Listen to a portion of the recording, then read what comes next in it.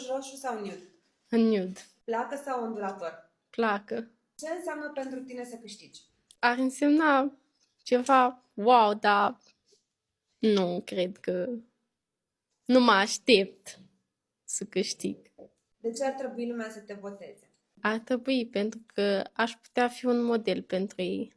Odată, fiind aleasă și fiind câștigătoare, ar putea învăța multe, cum mersul, coafur, machiaj, dacă li s-ar potrivi. Cum ți se pare rezultatul până acum? E perfect. De ce ai ales să vii la noi să te pregătești pentru bal?